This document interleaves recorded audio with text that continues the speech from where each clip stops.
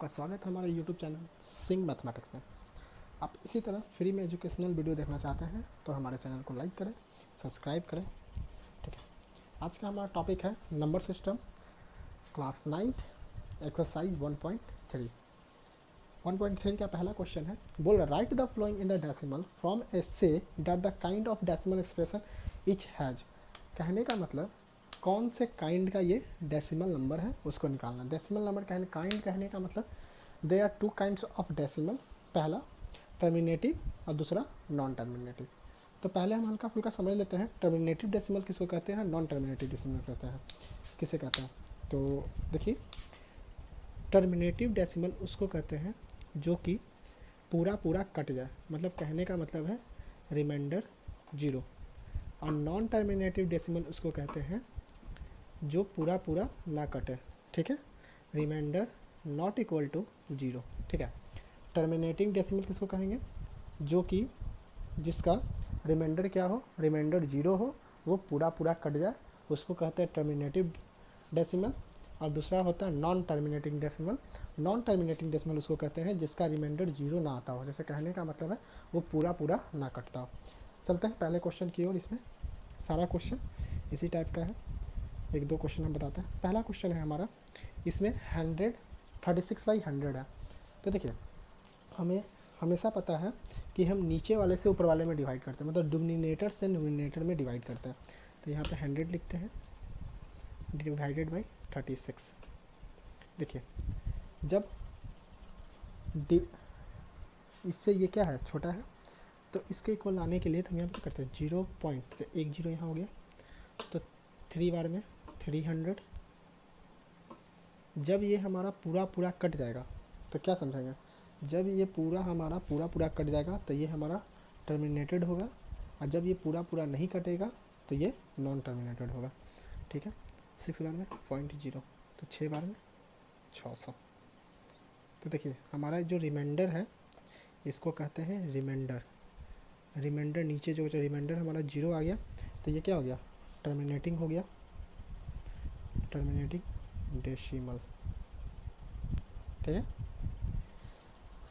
अब इसी तरह यहाँ है 1/11, तो 11 से 1 में डिवाइड करेंगे, 11 डिवाइडेड बाई 1, 0.0।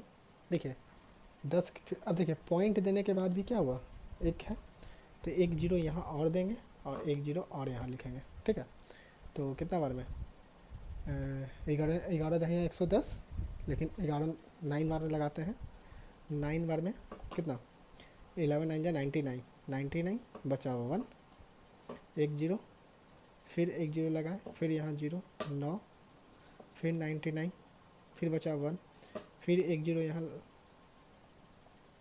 फिर यहाँ 9 लगाए।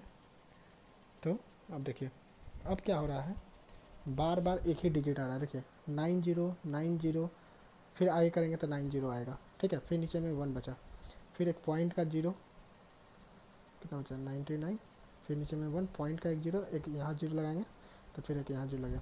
तो क्या हो रहा है, बार बार एक ही डिजिट आ रहा है, तो रिपीटेड डिजिट है। ये भी हमारा नॉन टर्मिनेटिंग है। क्या है ये भी हमारा क्या है, नॉन टर्मिनेटिंग डेसिमल, क्योंकि इसका रिमाइंडर क्या हो गया, 0 नहीं आया, बार बार एक ही नंबर रिपीट हो रहा है। ठीक है, उसके बाद आगे है तीसरा नंबर क्वेश्चन है। तीसरा नंबर जो क्वेश्चन है वो पहले मिक्स फ्रैक्शन में है, उसको हम सिंपल फ्रैक्शन में कन्वर्ट करेंगे, उसके बाद उसको हम बनाएंगे। ठीक है, तो थोड़ा सा इधर हो गया था, इसको मिटा देते हैं। तीसरा नंबर क्वेश्चन है, तो पहले मिक्स फ्रैक्शन में इसको सिंपल फ्रैक्शन में कन्वर्ट करते हैं। तो साइड गुना ऊपर जोड़, 8 4 जा 34, 32 और 1 33, तो ऊपर में आ गया हमारा 33 और नीचे में 8। तो 8 से डिवाइड करते हैं 33 में, 4 बार में 32 बचा 1.018, उसके बाद 2 0 2 16 4 40, 8 5 जा 40। अब देखिए ये क्या हो गया, ये टर्मिनेटिंग हो गया। टर्मिनेटिंग कैसे हो गया, क्योंकि यहाँ पे हमारा रिमाइंडर क्या हो गया, 0 हो गया, तो इसका आंसर क्या हो गया 41125। तो ये हमारा क्या हो गया, टर्मिनेटिंग डेसिमल हो गया। तो इसी तरह आगे भी करेंगे। क्वेश्चन नंबर 4, 5 देखते हैं। तो सेकंड नंबर क्वेश्चन बोल रहा है we know that 1/7 equal to 0.142857। ठीक है, हमें पता है कि 1/7 का वैल्यू 0.142857 है। तो उसी तरह ठीक है, प्रिकॉर्ड decimal of 2/7, 3/7, 4/7, 5/7, 6/7 without long division. देखिए एक चीज़ देखिए, इसको हम दो टाइप से बना सकते हैं। पहला, नीचे को ऊपर वाला से डिवाइड करके, ठीक है, जैसे पहला का वैल्यू कैसे निकाला गया, 7 से 1 को डिवाइड करके निकाला गया। ठीक है, उसी तरह इसमें भी हम 2 में 7 से डिवाइड कर देंगे। कहने का मतलब डिनोमिनेटर से न्यूमरेटर में डिवाइड कर देंगे तो वैल्यू आ जाएगा। ठीक है, हम 2 से 7 में डिवाइड करेंगे। ठीक है, तो ऐसे भी ला सकते हैं। ठीक है, सबको डिवाइड करके लॉन्ग डिवीजन मेथड से। और एक चीज़ और ला सकते हैं, देखिए सब में नीचे 7 क्या है, कॉमन है। तो सब में नीचे 7 कॉमन है, तो हम एक चीज़ और क्या कर सकते हैं, जब नीचे में सारा कॉमन रहेगा तभी हम ये मेथड यूज कर सकते हैं। ठीक है, 1/7 का वैल्यू कितना दिया हुआ है, 1/7 का वैल्यू हमारा 0.142857 दिया हुआ है। ठीक है, 2/7 का निकालना है। तो हम क्या करेंगे, तो 2/7 इक्वल टू 2 इंटू 1/7 कर देंगे। लेकिन जो वैल्यू दिया हुआ है इसका 2 गुना ही होगा। ठीक है, 2 गुना और 1/7 का जो वैल्यू है वो यहाँ पुट कर देंगे, 0.142857। जो मल्टीप्लाई करके आएगा वो आंसर आ जाएगा। उसी तरह 3/7 में, 4/7 में, 5/7 में और 6/7 में करेंगे। इसमें 3 है, ऊपर में 3/7 लिखा है, 3 से मल्टीप्लाई करेंगे 1/7 में। इसमें 4 है तो 4 से मल्टीप्लाई करेंगे 1/7 में। 3 इंटू 1/7 का वैल्यू कितना है, 0.142857। जो मल्टीप्लाई करेंगे जो आएगा वही उसका वैल्यू हो जाएगा। इसमें 4 इंटू है तो 4 इंटू 0.142857। ठीक है, जब हम दोनों को मल्टीप्लाई करते हैं तो 2/7 का वैल्यू आएगा 0.28514। और जब इसको मल्टीप्लाई करेंगे 3 इंटू 1/7 को, तब उसका वैल्यू आता है हमारा 0.48571। और जब 4 इंटू 1/7 करते हैं तो आता है 0.571428। उसी तरह आप 5/7 और 6/7 का आप कर लीजिएगा। ठीक है, चलते हैं क्वेश्चन नंबर 3 की तरफ। देखिए क्वेश्चन नंबर 3 हमारा है express in the form P/Q where P as Q are integer और Q नॉट इक्वल टू 0। देखिए ऐसा क्वेश्चन बनाने से पहले एक चीज़ हमेशा याद रखेंगे। ठीक है, ये जो भी डिजिट दिया हुआ है क्या दिया हुआ है, इंटीजर है। इसको P/Q फॉर्म में, मतलब इंटीजर है तो रैशनल नंबर होगा।